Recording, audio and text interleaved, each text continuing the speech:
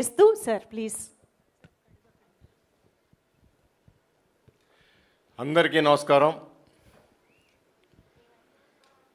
ఈ రోజున ఒక చక్కటి కార్యక్రమంలో పాల్గొనే భాగ్యం నాకు కలిగించిన నిర్మాత హీరో రూపేష్ గారికి మనస్ఫూర్తిగా కృతజ్ఞతలు తెలియజేస్తూ, మా అన్నయ్య సినిమా రాజేంద్ర ప్రసాద్, గద్దే బాబు రాజేంద్ర ప్రసాద్ గారు నాకెప్పుడు అండగా తోడుగా ఉన్న వ్యక్తి, నేను అత్యంత అభిమానించే వ్యక్తి. ఆయన అన్నగానే కాకుండా ఆయన సినిమాల ద్వారా, ఆయన సినిమా చూస్తే చాలు మాకున్న అన్ని టెన్షన్లు పోతాయని నేను అన్నమాట కాదు.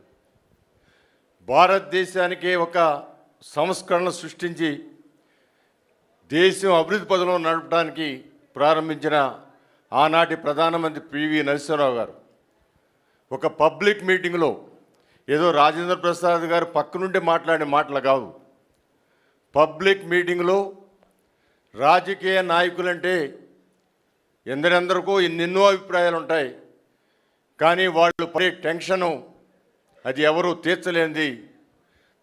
నాకు ఎప్పుడైనా ఒక స్ట్రెస్ అంటూ వస్తే, టెన్షన్ వస్తే, నేను ఇంటికి వెళ్ళి ఆ రాజేంద్ర ప్రసాద్ గారి సినిమా పెట్టుకుని ఒక 2 గంటలు చూస్తే నా టెన్షను, స్ట్రెస్ అంతా కూడా కరిగిపోద్దని చెప్పి ఆయన పబ్లిక్ మీటింగ్లో చెప్పారు.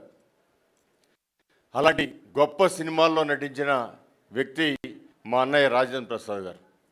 ఇవాళకి ఆ రోజుకి ఆ నలుగురు సినిమా గుర్తొస్తే కుటుంబ విలువలు ఏ విధంగా కాపాడుకోవాలని చెప్పి ఒక సమాజానికి మెసేజ్ ఇచ్చిన సినిమా. మరి అదేవిధంగా ఈ రోజున షష్ఠీ పూర్తి. ఏ పిల్లలు ఎవరు కన్నా పిల్లలైనా సరే వాళ్ళ తల్లిదండ్రులు పెళ్లి చూసే సందర్భం రాదు, అది మనందరికి తెలుసు. కానీ మరి కళ్ళతో పెరిగిన పిల్లలు వాళ్ళ తల్లిదండ్రులు అలా పెళ్లి చేసుకుంటే అది ఎంత ఆనందకరమైన సందర్భం, అది ఎంత ఎమోషనల్ ఫీలింగ్స్ వస్తాయో మనందరికీ తెలుసు.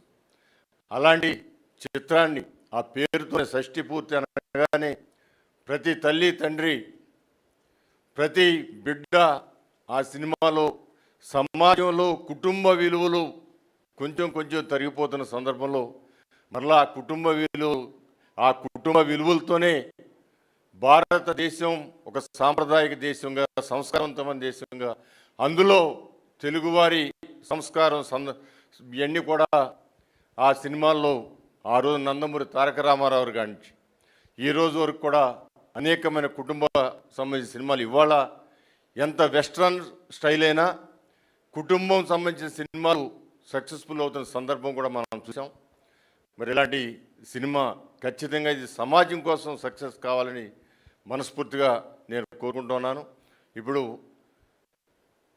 ప్రాసమణి గారు అనేక సార్లు టీవీలో చూసాం, మరి అక్కడికక్కడ ఆ మాటలతో సృష్టించి మనందరినీ అలరించిన ఆ యొక్క ప్రాస కానివ్వండి, మరి నిర్మాతగా, హీరోగా ఆ ట్రీజర్లో చూసిన దాంట్లో మరి చక్కటి నటనతో ఖచ్చితంగా వృద్ధిలోకి రావాలని మనస్ఫూర్తిగా కోరుకుంటూ, మరి చైతన్య ప్రసాద్ గారు ఆయన ఇందాక చెబుతుంటే ఒక జర్నీ అంతా కూడా కనపడింది. అదేవిధంగా డైరెక్టర్ గారు అర్చన గారు, మేము అనేక సంవత్సరాల నుంచి అది లేడీ స్టైలర్ అన్నయ్య నటించినప్పుడు ఆయన పక్కన మీరు నటించిన దాంట్లో ఎప్పుడు కూడా మిమ్మల్ని కారులో చూడగానే ఆ సినిమా నాకు గుర్తొచ్చింది.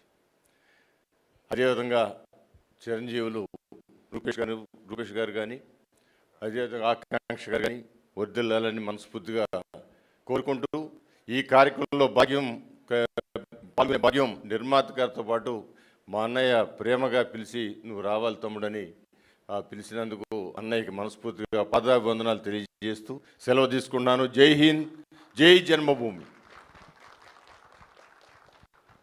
Thank you sir, thank you so much sir. Bodha Prasad గారిని ఇప్పుడు మాట్లాడవలసిందిగా రిక్వెస్ట్ చేస్తున్నాం. ముందు